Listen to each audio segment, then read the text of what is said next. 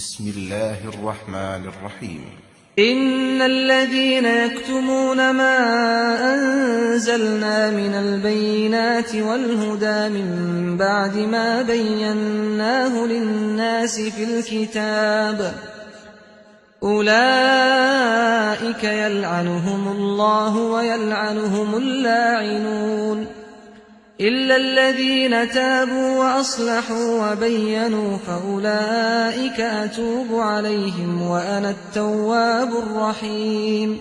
الحمد لله رب العالمين والصلاة والسلام على أشرف المرسلين ونشهد أن لا إله إلا الله ونشهد أن محمدا عبده ورسوله صلى الله عليه وسلم. أيها الإخوة والأخوات, السلام عليكم ورحمة الله وبركاته. Bonjour à toutes et à tous. Donc ce soir on va aborder un thème: comment préserver notre identité musulmane par la transmission des savoirs. La première chose qu'on peut faire, c'est de se pencher sur le Coran et la Sunna, parce qu'on y trouve effectivement le thème de l'importance de la transmission des savoirs. Allah dit dans le Coran subhanahu wa ta'ala: إن الذين يكتمون ما أنزلنا من البينات والهدى من بعد ما بيناه للناس في الكتاب أولئك يلعنهم الله ويلعنهم اللاعنون إلا الذين تابوا وأصلحوا وبينوا فأولئك أتوب عليهم وأنا التواب الرحيم. Ce qui signifie, donc c'est dans Surat al-Baqarah, les versets 159 et 160, certes, ceux qui dissimulent la part des preuves évidentes et de la bonne direction que nous avons fait descendre, après que nous l'avons clairement exposé aux hommes dans le livre, ceux-là, Dieu les maudit et les maudissent, ceux qui appellent la malédiction divine. Exception faite de ceux qui se sont repentis, se sont amendés et ont exposé clairement cette part. De ceux-là, je reçois le repentir et je suis celui qui ne cesse d'accueillir le repentir, le tout miséricordieux. Donc ces versets, quand on regarde dans les commentaires, d'abord ils soulignent que ne pas transmettre les savoirs, ce que l'on sait de la révélation, que cela relève du Coran, de la Sunna, c'est quelque chose de très grave, et cela entraîne carrément, comme cela est dit dans les versets que je viens de citer, la malédiction divine. Quand on regarde de plus près, on évoque par exemple le cas des Juifs et des chrétiens, de leurs docteurs, de leurs savants, qui ont dissimulé clairement dans leurs livres l'annonce de la venue du prophète Mohammed sallallahu alayhi wa sallam.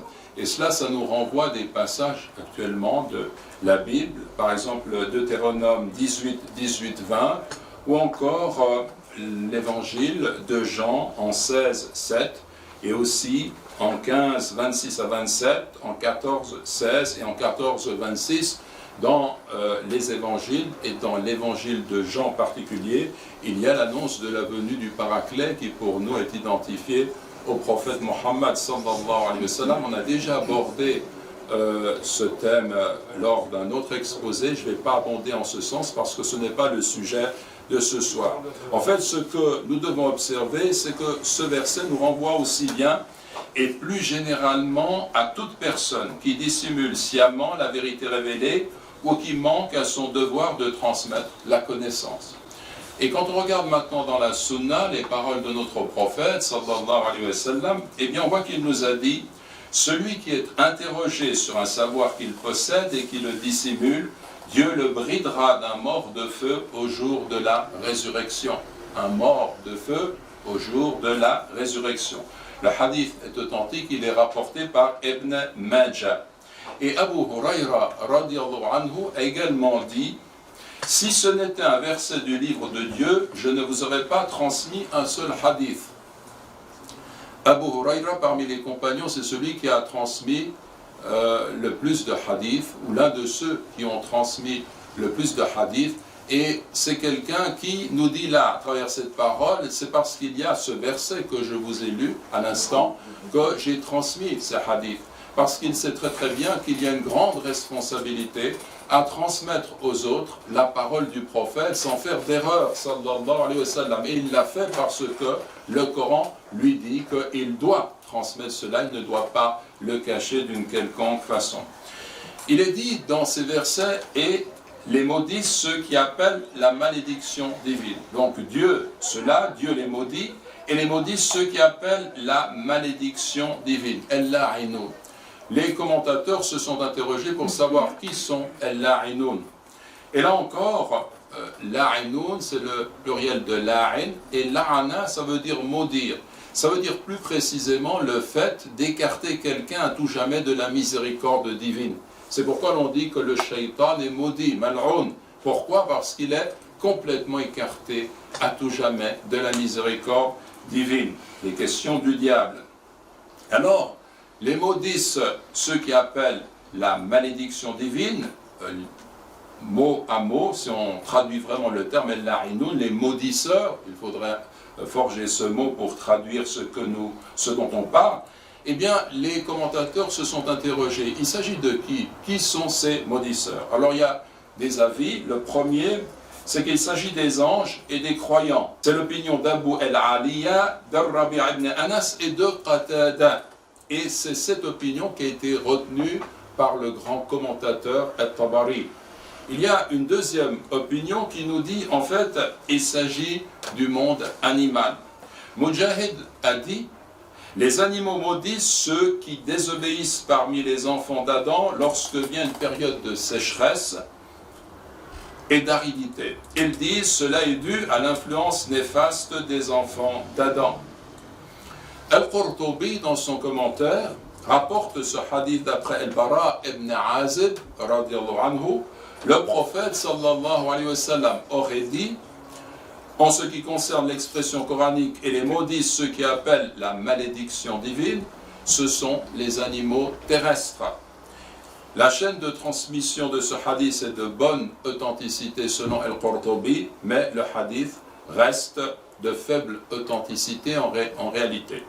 Puis il y a une troisième opinion qui nous dit qu'il s'agit en fait de toutes les créatures à l'exception des enfants d'Adam et des djinns. Et vous savez que lorsque le négateur est mis en terre après sa mort, eh bien il est châtié, ce qu'on appelle le châtiment de la tombe. Il pousse des hurlements que tous entendent, sauf les humains et les djinns. Et cela, alors ils maudissent, le reste de la création maudissent cet individu, et il est question de cela par rapport à ce verset que nous commentons, Wallahu a'la wa a'la. En tous les cas, on va retirer quelques enseignements de ce passage. D'abord, Dieu maudit, encore une fois, toute personne qui cache un savoir qui est utile. Pourquoi? Parce que c'est sur ce savoir qu'est fondée notre religion, notre foi, les connaissances que nous devons avoir pour pouvoir mettre en pratique correctement la religion. Et c'est également sur ce savoir que va se bâtir notre civilisation. Et donc on a relevé dans ce passage la gravité de cette erreur. On retire aussi le fait que s'il est interdit de cacher la connaissance, de la rendre inaccessible, cependant il faut respecter là un certain nombre de règles. La première, c'est de tenir compte de la progression de l'élève dans l'acquisition des connaissances. Al-Alim al-Rabbani, le savant qui est un homme de Dieu, qui est un homme de bien dans le sens qu'il enseigne les choses correctement, c'est quelqu'un qui commencera à enseigner à ses élèves les choses qui sont élémentaires, qui sont simples, avant de venir à des choses qui sont un peu plus complexes. Et donc il faut tenir compte dans la transmission des savoirs de la progression de l'élève. De plus, il faut tenir un discours qui soit à la portée de ceux à qui il est destiné. Abdullah ibn Mas'ud radiallahu anhu affirmait ainsi: tu ne transmets pas à des gens une parole qui est au-delà de la portée de leurs esprits, sans que cela ne soit une occasion de trouble pour certains d'entre eux. Et c'est une parole que d'autres personnes ont dite, qui est connue dans la tradition musulmane. Et donc cela signifie que lorsqu'on s'adresse à quelqu'un, il faut lui tenir le langage qu'il est susceptible de comprendre, qui est de son niveau, et non pas un autre langage. Al-Qurtubi dit qu'il s'agirait des sciences, de certaines sciences comme la théologie spéculative. El-Kalam, vous savez que c'est une science qu'on a traduit par la théologie, parce que c'est un discours sur Dieu, un discours sur certaines questions d'ordre théologique ou bien de foi. Et parfois c'est complexe, et donc il faut faire attention quand on aborde ce genre de discours. Mais en réalité, il faut aussi tenir compte d'un troisième point, c'est que tenir un discours qui soit à la portée des esprits, donc dire ce que les gens peuvent comprendre, ne signifie pas se limiter à ce que les gens veulent bien entendre. Quand on doit transmettre le message, il faut le transmettre. Je vous donne un exemple. Si quelqu'un qui prétend représenter la communauté musulmane est interrogé sur la question de l'homosexualité en islam, il n'a pas à faire des détours et puis à donner une réponse qui est évasive, qui ne répond pas à la question. Très clairement, dans l'islam, dans les sources, l'homosexualité, c'est un péché, c'est interdit, comme le rapport hors mariage. Et cela, on le voit très clairement lorsqu'on revient aux sources de l'islam. Donc, il ne faut pas, quand on dit qu'il faut tenir un discours qui doit être perçu par les autres, ça ne veut pas dire qu'il faut tenir un discours qui correspond à ce qu'ils veulent entendre, ce qu'ils veulent comprendre. Il faut dire ce qu'est l'islam dans sa réalité. Il ne faut pas, en un mot, que nous nous mettions au diapason de l'ignorance pour faire passer le message, mais au contraire, il faut élever le débat, la discussion dans la franchise, dans la réalité de ce qu'est l'islam. Et par rapport à l'homosexualité, c'est un péché, comme la relation hors mariage, et nous, musulmans, nous sommes dans un débat. Si quelqu'un vient ici au centre islamique et se dit homosexuel et veut entrer dans une discussion, bien on entre dans le débat, on entre dans la discussion, on est en dialogue, mais il faut dire les choses clairement, et cela c'est un point qui est important. Selon Mujahid, quand la terre devient aride, les animaux disent « Cela est causé par les hommes qui s'adonnent au péché, que Dieu maudisse les hommes qui s'adonnent au péché. » Et Ibn Kathir, dans son commentaire, il va établir un parallèle intéressant à ce niveau-là, selon un hadith authentique, où il est dit que toutes les créatures implorent le pardon de Dieu pour le savant, y compris les poissons dans la mer. Donc celui qui enseigne le bien, celui qui est un savant, qui transmet ses savoirs, eh bien, il est béni de l'univers, y compris du poisson dans la mer. En fait, ce qu'il faut comprendre, c'est que toute la création rend grâce à Dieu, le glorifie, parce qu'il y a un ordre des choses qui a été créé selon ce que Dieu a conçu lui-même. Par exemple, l'animal suit son instinct, l'ange adore Dieu avec son intuition, l'ange glorifie Dieu comme nous respirons, et l'homme a été créé libre, lui, et donc si par la connaissance il se range à l'ordre divin, il entre dans l'harmonie du grand tout avec l'ensemble des créatures qui glorifient Dieu. Mais si au contraire il refuse la révélation, la connaissance, l'orientation divine, alors il y a une rupture avec la norme voulue par Dieu, et cette rupture va entraîner le chaos, le désordre, la corruption sur terre. Donc voilà aussi une conception qui est celle de l'islam à cet endroit que l'on peut retenir et souligner. Le deuxième point que l'on peut aborder, c'est que nous vivons aujourd'hui une époque confuse, surtout quand est évoqué l'islam.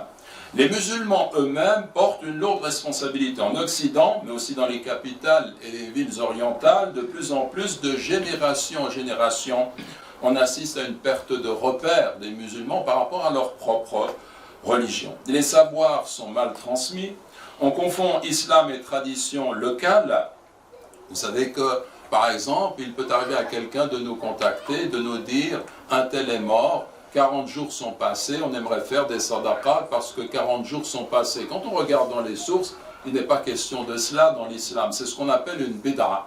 Et la bid'a, c'est une innovation en islam, et c'est un péché qui est particulièrement grave. Parce que vous savez que le diable, quand il a voulu égarer les enfants d'Adam, il s'est rendu compte que beaucoup de musulmans tiennent à leur tradition, à leur foi, et donc il n'est pas venu par rapport à ces gens-là en leur disant « quittez votre religion », mais en transformant la religion, en changeant la religion.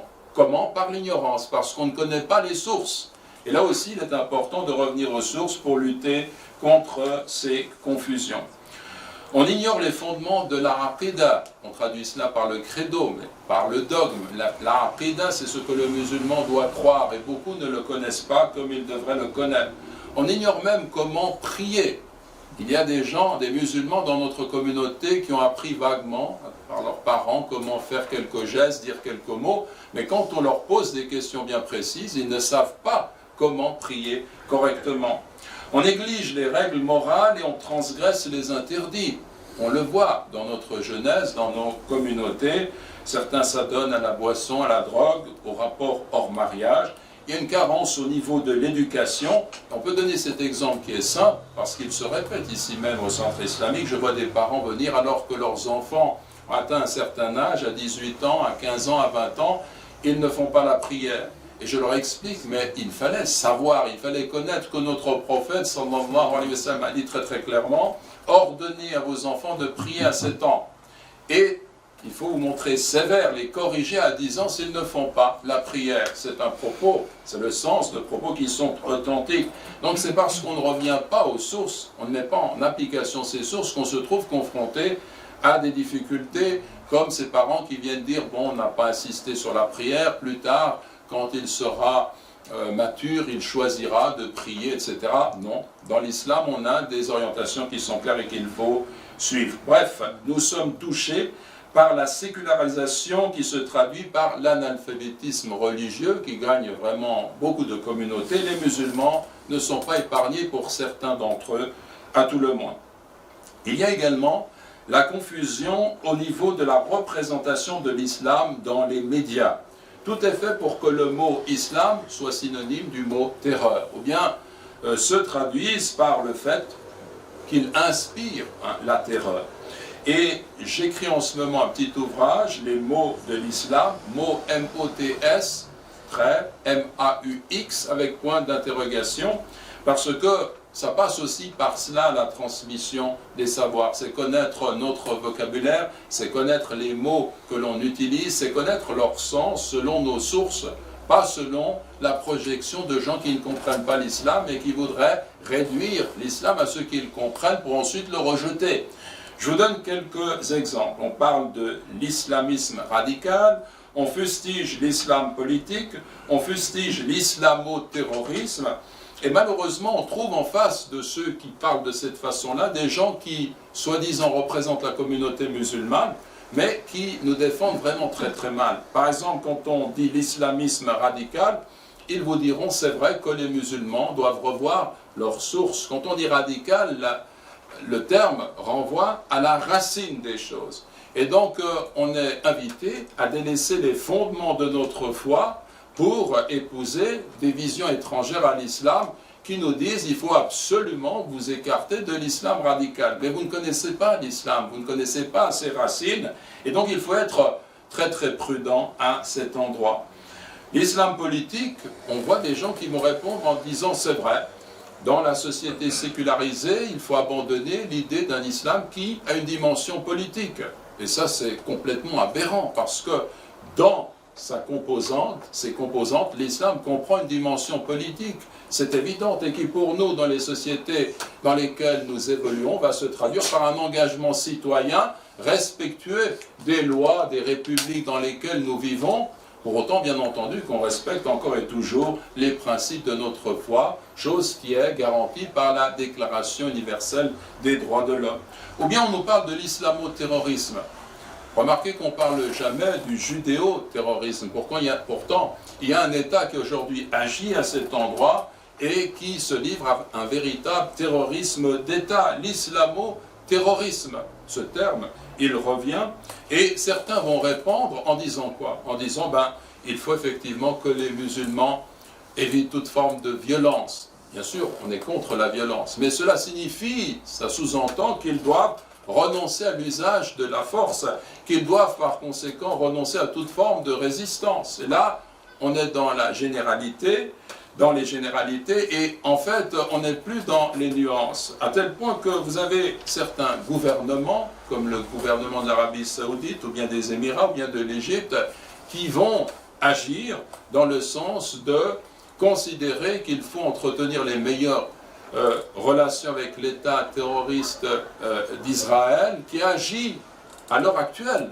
en confisquant des terres, en emprisonnant des gens, en allant contre toute forme de résistance, et on voudrait traduire cette résistance par une forme de terrorisme qui a tendance à s'échapper, à toucher d'autres points du globe. Mais ce n'est pas vrai.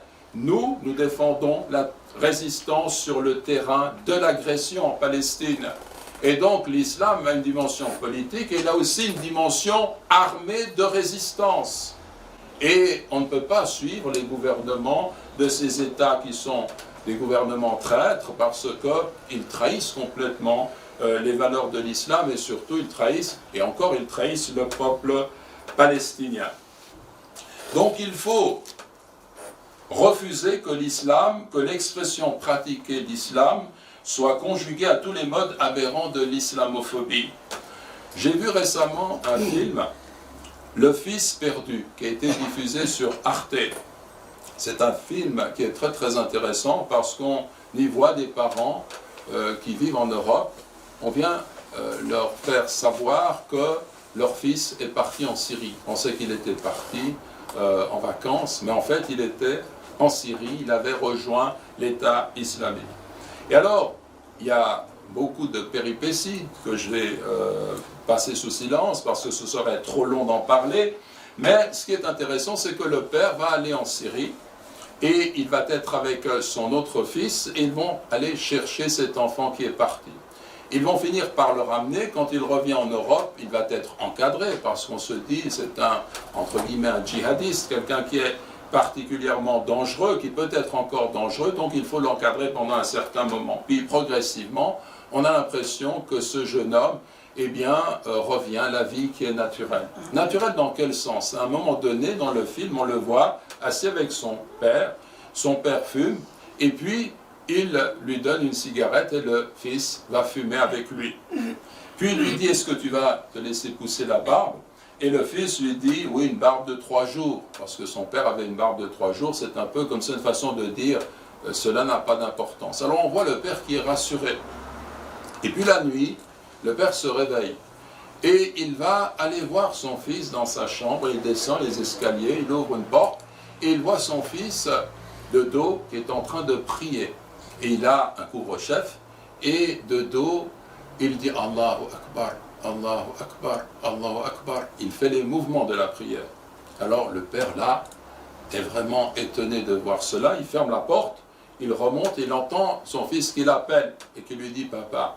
Alors il descend, il va s'asseoir près de son fils, ils sont tous les deux assis, et puis ils ne se parlent pas, et puis le film s'arrête là. C'est un film qui est très très bien fait, parce qu'ils sont à la fois si proches, père et fils, et en même temps le fils est perdu dans le sens qu'il est resté lié à l'islam. Mais à quel islam? Qu'est-ce qu'on nous montre dans le film? On nous montre quelqu'un qui prie, qui dit Allahu Akbar, et cela est supposé représenter un danger. Donc, il est question là de la prière.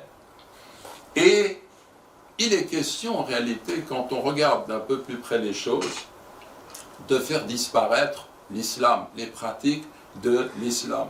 On doit, nous, musulmans, prendre conscience d'une chose, c'est qu'il y a une hostilité qui est totale et qui relève en réalité contre l'islam de la barbarie, que ce soit ici et ailleurs. Si je prends le cas de la Syrie, il y a actuellement une ville qui est Idlib, là-bas, qui défend encore la résistance contre le tyran Bachar el-Assad.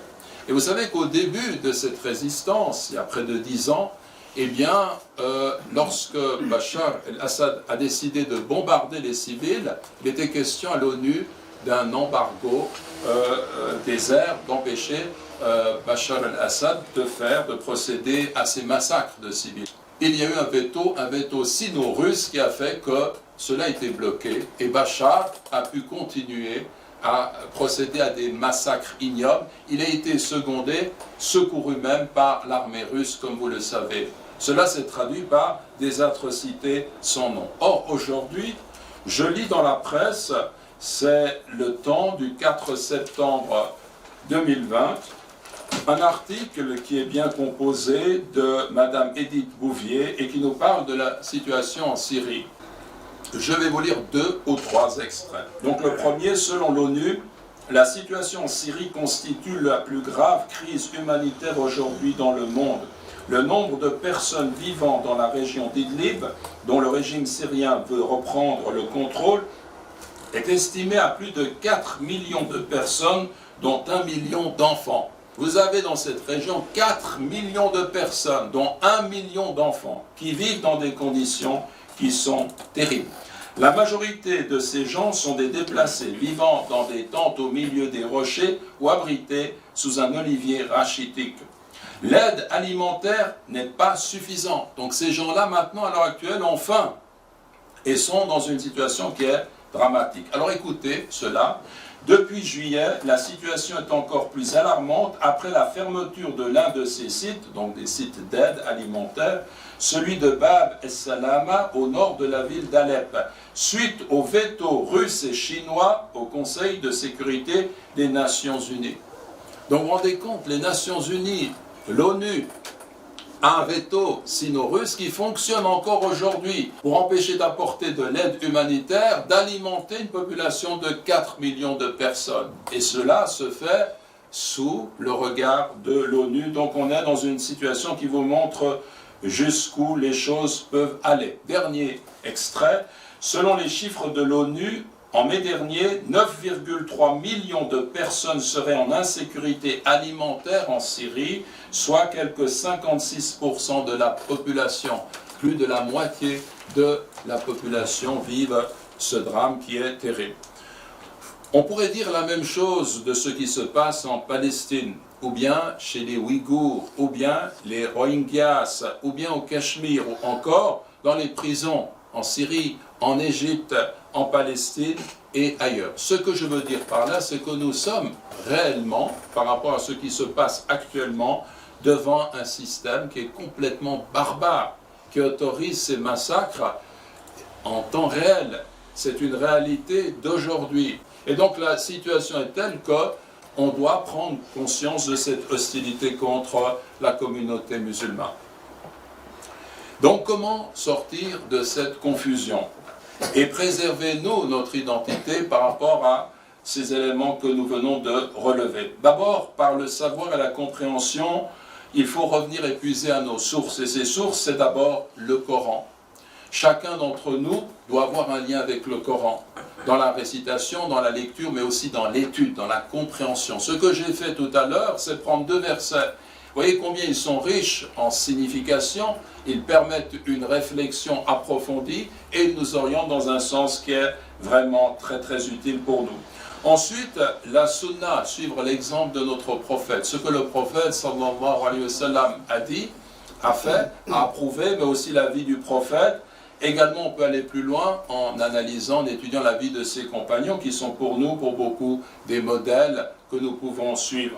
Il faut aussi étudier el-fiqh, ce qu'on traduit par la jurisprudence islamique, connaître les règles fondamentales, comme par exemple les règles des ablutions de la prière, mais aussi toute forme de règles utiles pour le croyant, pour sa vie et pour la mise en pratique des injonctions du Coran et de la Sunna, et pour vivre selon les orientations de l'islam. Il faut également, bien entendu, toujours avoir en vue l'étude de la sagesse, parce que l'islam nous convie à une finalité suprême qui est de rechercher l'agrément d'Allah, qui est de rechercher l'amour d'Allah, et tout ce qu'on étudie ainsi, eh bien a pour objectif final, suprême, le fait de nous rapprocher d'Allah. Donc il faut toujours avoir dans notre formation une orientation du cœur qui s'oriente vers notre Créateur, subhanahu wa ta'ala, et ça c'est très très important. Il y a des lieux où on peut agir en ce sens, par exemple dans la maison, chez soi, avec sa famille. Il est bon pour un musulman, avec les membres de sa famille, de faire en sorte qu'une fois par semaine, il puisse s'asseoir et puis étudier quelque chose, voir quelque chose de l'islam, par exemple lire des versets du Coran, étudier un hadith, étudier des éléments de l'islam, et se tourner ensemble autour, se réunir ensemble autour de ces principes de la connaissance de l'islam. Je recommande particulièrement le livre Riyad al-Salihin, les jardins des pieux de l'imam al-Nawawi, dont il existe des traductions dans beaucoup de langues, et donc ça peut être aussi un ouvrage de référence dans lequel on va puiser semaine après semaine. Il y a aussi les écoles islamiques qui ont un rôle fondamental de ramener toute notre jeunesse, de faire en sorte que notre jeunesse soit orientée dans le sens d'une saine compréhension de l'islam, d'aimer l'islam. Il y a aussi la mosquée, les centres islamiques. La mosquée, c'est un centre cultuel d'adoration, mais ce n'est pas seulement cela, c'est aussi bien entendu un centre de formation, de rayonnement intellectuel et culturel en islam. Vous savez que lorsque le prophète Mohammed sallallahu alayhi wa sallam a quitté la Mecque pour Médine, eh bien il est arrivé à Quba, Et Quba, c'est un lieu qui se trouve à 3 km au sud du centre de Médine. Qu'est-ce qu'il a fait? Il a construit une mosquée. Dès qu'il a été délié de la tyrannie des polythéistes mécois, la première chose qu'il fait quand il arrive à Quba, c'est une mosquée. Puis il se déplace à Médine, et là il va construire la mosquée de Médine que nous connaissons bien également. Et donc cela a un sens pour nous, c'est que si l'on veut engager une réforme, si l'on veut vraiment aller à contresens du mal, de tout ce qui nous entraîne loin des principes de l'islam, de toute cette hostilité dont nous sommes les témoins, eh bien il faut nous accrocher à ces sources. Et la mosquée, c'est le lieu, le centre islamique, c'est le lieu où il faut se retrouver, il faut se former, il faut en faire un lieu dynamique, il faut se réveiller, il faut être actif et non pas passif, il faut se retrouver, faire des cercles. Et dans la mosquée, bien entendu, il y a des cercles de formation, des conférences, des cours, des cycles d'études islamiques, des cercles de rencontres. Et il faut réfléchir ensemble de façon à faire en sorte que cette formation, ce retour aux sources soit assuré. Le dynamisme, il doit être entrepris pour les hommes, pour les femmes, pour les enfants, pour les adultes, pour tous. Il faut aller dans le sens de ce dynamisme. Vous avez également, pour ceux qui désirent aller plus loin, la possibilité de s'inscrire à des instituts, de faire des formations dans ces instituts, ou bien par correspondance, d'avoir un lien avec ces instituts et de faire en sorte de se former. Ce que je veux dire par là, c'est que nous devrions tous avoir le souci de revenir aux sources de l'islam par la connaissance, nous mettre en quête de connaissance, quel que soit notre niveau et de façon continue. Puis, non pas se contenter de nous-mêmes, mais de répandre ce savoir, de faire en sorte que notre communauté se réveille à la lumière de ces connaissances. C'est une obligation, on ne peut pas se contenter de lire le Coran, de diriger la prière, d'apprendre même quelques versets ou de viser juste l'apprentissage du Coran à titre individuel. Le messager de Dieu, sallallahu alayhi wa sallam, n'a pas agi ainsi. Il a transmis la lumière. Il a fait qu'une communauté se lève, bouge et écarte toutes les formes de ténèbres par la parole, par la vérité, par le bon sens. Donc voilà quelques éléments que je voulais mettre en avant. Vous avez, comme nous sommes le 12 septembre, vous avez des éléments que vous pouvez prendre, des affiches, des affichettes en sortant sur les diverses activités. On a des conférences le samedi, des rencontres le vendredi. On a également les cours pour les enfants, le programme, les cours d'arabe pour les adultes, également les cours de formation le mardi soir et le mercredi soir. C'est ce qu'on fait ici. On fait aussi beaucoup d'autres choses ailleurs, donc il ne faut pas se restreindre à un seul lieu. Il faut explorer toutes les possibilités, mais il faut le faire encore une fois avec cette intention, les uns les autres, de suivre le chemin qu'a tracé pour nous notre prophète, sallallahu alayhi wa sallam, à savoir, il y a la sincérité, agir en vue d'Allah, raison pour laquelle nous avons parlé de la sagesse, cette orientation vers Dieu, elle est le plus essentielle. Il y a la connaissance, les savoirs, et il y a l'engagement et l'action. Et donc voilà 3 axes que nous devons reconnaître comme étant essentiels pour nous, la sincérité, le savoir et l'action. اللهم اغفر لنا ذنوبنا إنك أنت الغفور الرحيم وارحمنا إنك أنت الرحمن الرحيم وتب علينا إنك أنت التواب الرحيم يا ذا الجلال والإكرام يا ذا الجلال والإكرام يا ذا الجلال والإكرام اللهم ارحم والدينا يا أرحم الراحمين ولد والدينا يا ذا الجلال والإكرام وانصر المسلمين في كل أرض وارحم المستضعفين في كل أرض يا رب العالمين يا ذا الجلال والإكرام يا ذا الجلال والإكرام يا ذا الجلال والإكرام ربنا آتنا في الدنيا حسنة وفي الآخرة حسنة وقنا عذاب النار يا ذا الجلال والإكرام وصل اللهم على النبي محمد وعلى آله وصحبه وسلم تسليما كثيرا والحمد لله رب العالمين والصلاة والسلام على أشرف المرسلين وجزاكم الله خيرا آمين. إن الذين يكتمون ما أنزلنا من البينات والهدى من بعد ما بيناه للناس في الكتاب أولئك يلعنهم الله ويلعنهم اللاعنون إلا الذين تابوا وأصلحوا وبينوا فأولئك أتوب عليهم وأنا التواب الرحيم